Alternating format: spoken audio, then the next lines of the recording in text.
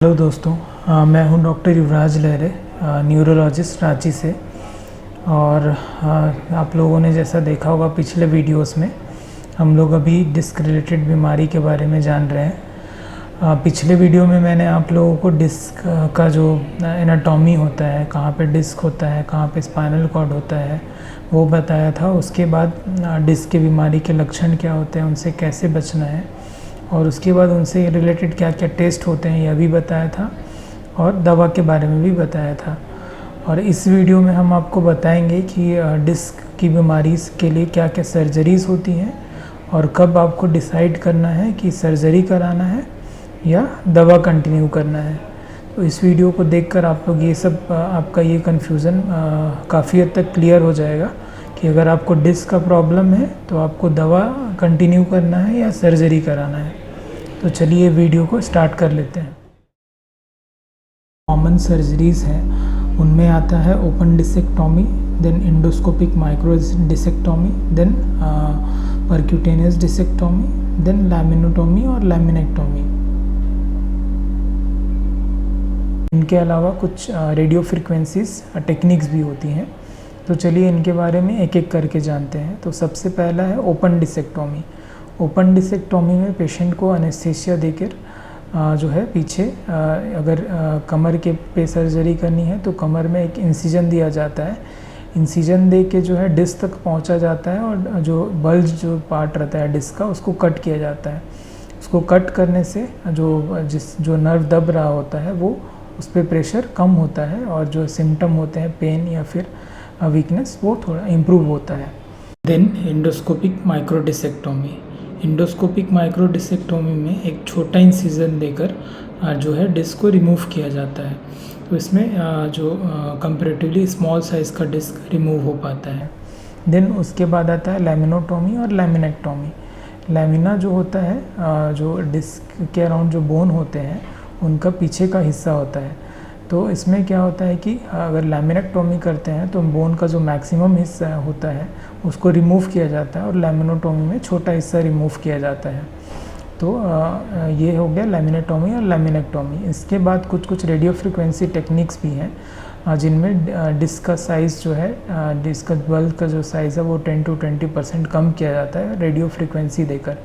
इसमें जो है एक पोर्ट के थ्रू आपको डिस्क के एरिया में रेडियो फ्रिक्वेंसी दिया जाता है, उससे डिस्क का साइज़ कम होता है और कुछ हद तक सिम्टम इम्प्रूव होता है।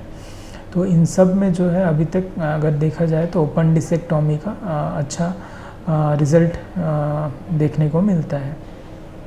देन इसके बाद अब आगे हम आपको बताते हैं कि कब आप डिसाइड करेंगे कि आपको सर्जरी कराना है या फिर दवा से ही कंटिन्यू करना है।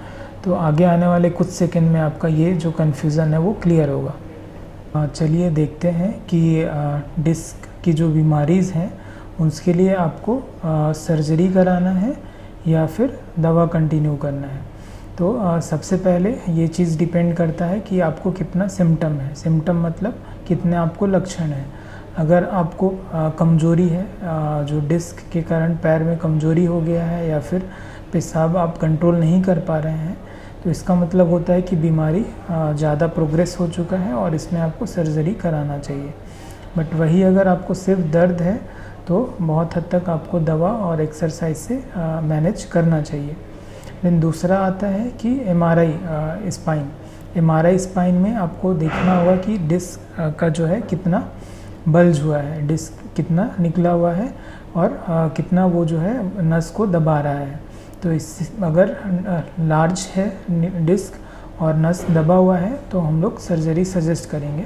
बट वही अगर एमआरआई नॉर्मल है और या फिर बहुत छोटा डिस्क है तो हम लोग दवा से कंटिन्यू करेंगे।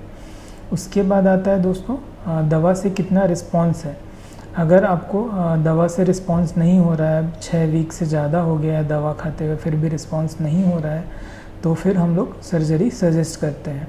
बट वही अगर दवा से अच्छा रिस्पॉन्स है, एक्सरसाइज से अच्छा रिस्पॉन्स है, तो हम लोग सजेस्ट करते हैं कि आप दवा को ही कंटिन्यू करिए और प्रिकॉशन लीजिए।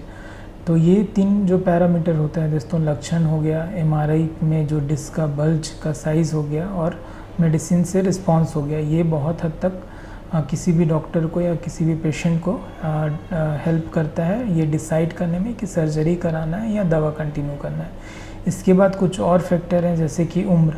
अगर उम्र आपका 60 साल से कम है तो जनरली बेटर प्रोग्नोसिस रहता है, आप सर्जरी को अच्छे से टॉलरेट कर पाएंगे। वही अगर आपका उम्र 60 साल से ज़्यादा है तो आप सर्जरी को कम टॉलरेट कर पाएंगे। तो दोस्तों, इस वीडियो में हम लोगों ने जो डिस्क रिलेटेड बीमारी के जो सर्जरीज़ होती हैं उनके बारे में देखा, और ये भी देखा कि कब सर्जरी करना है और कब मेडिसिन से कंटिन्यू करना है।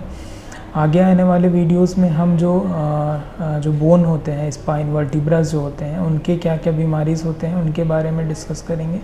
देन जो स्पाइनल कॉर्ड की जो बीमारीज़ होते हैं उनके बारे में डिस्कस करेंगे, और लास्ट में एक फिजियोथेरेपी जो डिस्क और बोन रिलेटेड, वर्टिब्रा रिलेटेड जो बीमारी है उसके लिए क्या क्या एक्सरसाइजेज होती हैं उनके बारे में आपको बताएंगे। तो ऐसे इन्फॉर्मेटिव वीडियोस देखते रहने के लिए चैनल को सब्सक्राइब कर लें और इस वीडियो को ज़्यादा से ज़्यादा शेयर करें, ताकि आपके जो रिलेटिव्स हैं उनको पता चले कि कब उनको दवा से काम चलाना है और कब सर्जरी कराना है। Thank you.